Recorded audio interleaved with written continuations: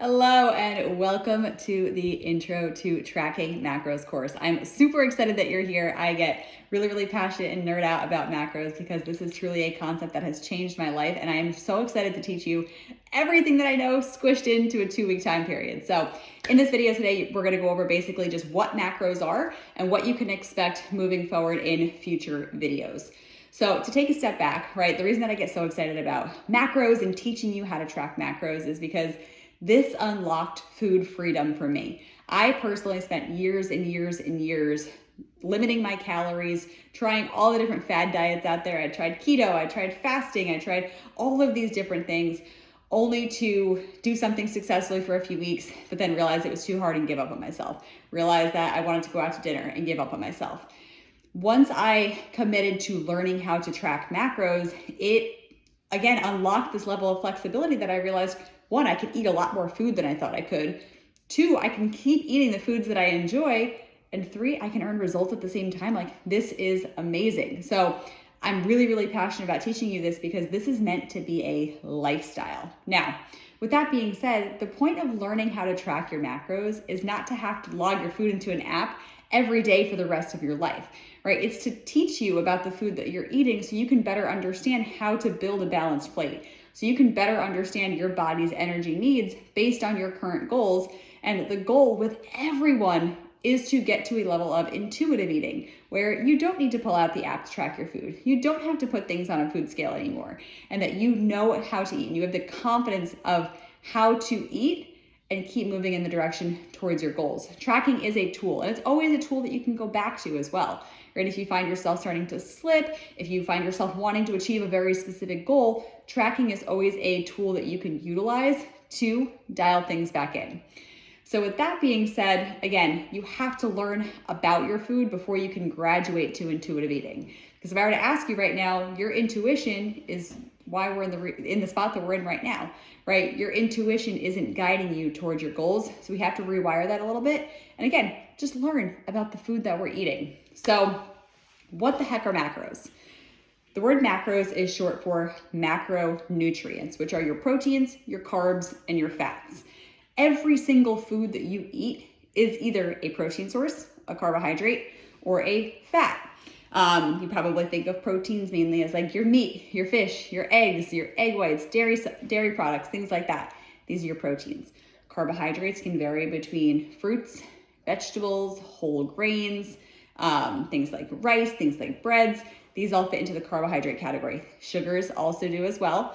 And then we have our fats, right? Fats are mainly found in things like butter or eggs or in meat products, in nuts, seeds, oils, anything in that category. So you're already eating macros, right? You just don't know what the balance of macros that you're eating is.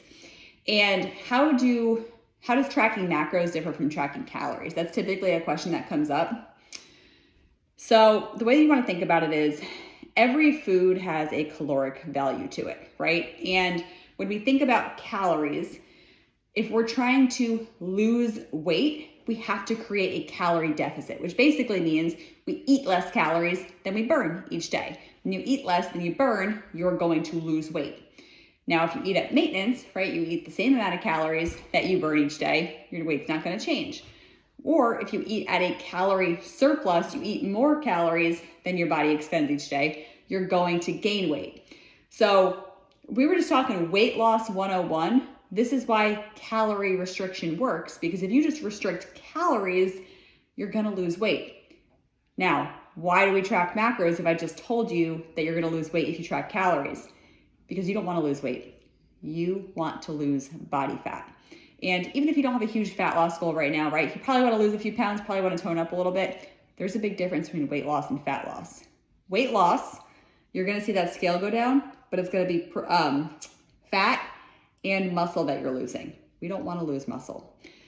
By tracking macros, right, keeping track to make sure I'm getting in enough protein specifically, this is going to ensure that my body has what it needs to maintain muscle so that I'm in a calorie deficit. I'm seeing the scale go down. That's primarily body fat.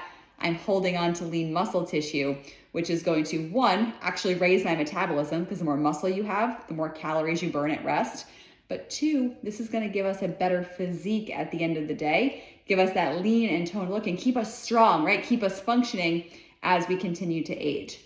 So this is where tracking macros comes into play. Now, you're gonna learn the app does all the hard work for you. All that you are in charge of doing is saying, I had 2 eggs, an orange, a piece of toast, and my coffee for breakfast. You just type that all into the app. The app is gonna tell you what the calorie intake is of everything, what the macronutrient breakdown is. It does all the hard work for you, so you don't have to know any of that. But just so you can kind of understand the science behind this, and again, the app does this math for you. You're gonna have a calorie goal up here, right? Your calories are made up of your macronutrients. So they're made up of your proteins, your carbohydrates, and your fats. 1 gram of protein equals 4 calories. 1 gram of carbohydrate equals 4 calories, and 1 gram of fat equals 9 calories.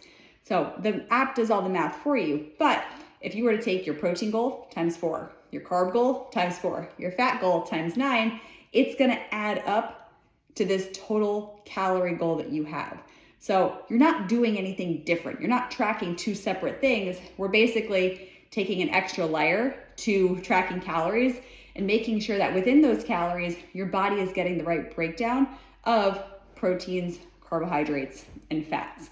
Now, I know I'm talking a lot about fat loss here, but this is also really, really important because your body has a specific need for proteins, for carbohydrates, and for fats, right? When we think about protein, we think a lot about building, right? And we think a lot about building muscle, but your body does more with protein than just build muscle. Protein is also really important for building things like your hair, your skin, your nails, your hormones, your enzymes. Protein is a crucial building block. Now, carbohydrates are a fuel source. It's actually our body's preferred fuel source. And especially when you're doing things like high intensity activity, exercise, strength training, anything higher intensity, your body loves carbohydrates for fuel. Fiber is also another really important part of carbohydrates, but we'll touch on that later. Now, fats do not make us fat. Fat are really, really good for us for a variety of reasons, thinking about mainly hormone health, cognitive functioning, and just keeping us overall healthy. So really, really important. Every macronutrient has its own job. And the hard part about eating healthy is you could be eating super, super healthy, right? And this is, I know, an issue that I faced for quite a long time was that I was working out. I was eating healthy, but I just wasn't seeing the results that I was looking for. You could eat the healthiest diet in the world, but if you're eating too many calories or you're not eating the right ratios of proteins, carbohydrates, and fats, you're not gonna get the results that you're looking for. So within the app here, what we're gonna do is we're gonna customize these numbers for you. I'm gonna tell you exactly how many calories your body needs, how many grams of protein, how many grams of carbohydrates, and how many grams of fat you specifically need to thrive. And this doesn't mean you're gonna be perfect every single day. This is not about perfection by any means. With tracking your food, this is about honesty, right? It's about being able to take a look back at your food logs and saying, well, no, I'm doing perfectly. That's why I'm seeing the results. Or, hey, I've got some work to do. And that's okay too, right? The best way to learn how to do this is by doing. And within your first few days of tracking, you're gonna be able to see, okay, I have some big deficiencies. The number one deficiency that I typically see is I'm not eating enough protein. Or I was vastly underestimating how much I was actually eating, right? So then we'll find ways to increase your protein. We'll find ways to cut back on calories a little bit. But the best way to learn is simply by starting, right? And throughout these next 2 weeks, your goal is for awareness.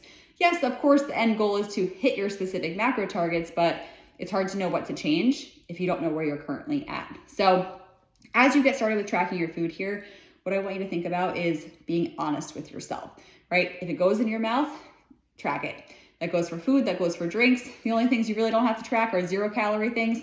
There is a water tracker inside the app, but water doesn't have calories. Black coffee doesn't have calories.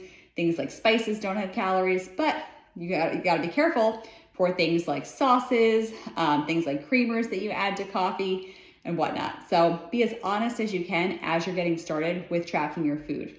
Now, in a later video, we're gonna go over the ins and the outs about how to track inside the First Form app, how to use the recipe builder, some other common misconceptions within tracking, how to track meals that you don't necessarily cook yourself. But just getting started here, play around with it. It's pretty user-friendly, user-intuitive. Do the best that you can until you watch that video. Now, as far as tools that you will want to utilize while tracking your food, a food scale is going to be the most accurate way to measure your food. It's going to be the easiest and the most accurate. You'll learn that in the video about how to read a food label and how to track your food. How to essentially use that food scale. If you're not quite ready for a food scale yet, we can use measuring cups, measuring spoons, things like that. But food scales are fairly inexpensive and are going to make your tracking journey a lot easier. So that is something that I recommend. They're on Amazon, Target, Walmart. They're 10, 15 bucks for a good quality one. Just want a digital food scale that tracks with grams and ounces. That's all you need.